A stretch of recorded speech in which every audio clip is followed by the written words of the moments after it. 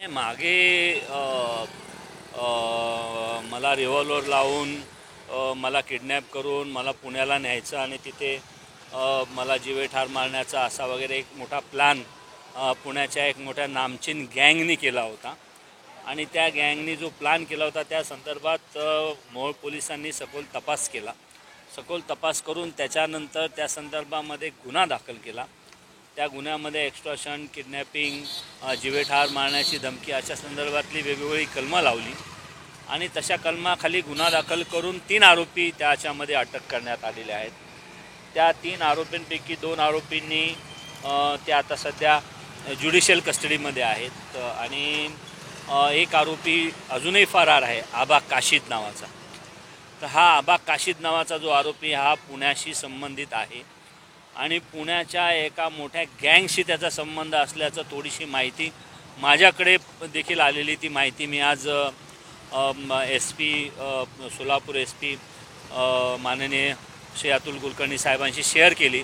त्यांना देखील त्या संदर्भात माहिती दिली आणि अजून देखील अद्याप देखील या प्रकरणामधला मुख्य सूत्रधार हा फरार आहे आणि माझ्या अपहरणाच्या किंवा खुनाच्या प्रकरणामध्ये पैसे, रिव्हॉल्वर आणि गाडी नेमकं कोण पुरवणार होतं या संदर्भातली जी माहिती आहे ती माहिती तो त्यामागचा खरा सूत्रधार या सगळ्या गोष्टी समोर येणं गरजेचं आहे. या संदर्भातलं एक सविस्तर असं निवेदन मी SP सोलापूर यांना दिलेलं आहे. साहेब, घटनाहून अनेक दिवस झाले तरी देखील तो मुख्य आरोपी अद्यापही फरार आहे. पोलीस त्याचा तपास करतात मात्र तो अद्यापही सापडत नाही. दुर्दैव आता महाराष्ट्रातल्या एका माजी आमदारांवर अशा पद्धतीने त्यांच्यावर अपहरण करून खुनाचा प्रयत्न होत असेल आणि त्या संदर्भातले आरोपी अजूनही फरार असेल मुख्य सूत्रधार, निश्चित ही काळजीची आणि चिंतेची बाब आहे. या संदर्भात SP सोलापूर यांनी देखील काही गोष्टी आज मी त्यांना पहिल्यांदा भेटून या संदर्भातल्या सगळ्या गोष्टी त्यांच्या कानावर घातलेल्या आहेत. या अगोदर मी त्यांच्याशी फोनवर संपर्क साधला होता. त्यामुळे माझी त्यांना विनंती आहे की या संदर्भात या प्रकरणातलं गांभीर्य लक्षात घेऊन म्हणजे माझा बाबा सिद्दीकी होण्याच्या आधी या संदर्भातलं गांभीर्य लक्षात घेऊन या मागचा जो खरा सूत्रधार आहे यातला मुख्य सूत्रधार हा नक्कीच एक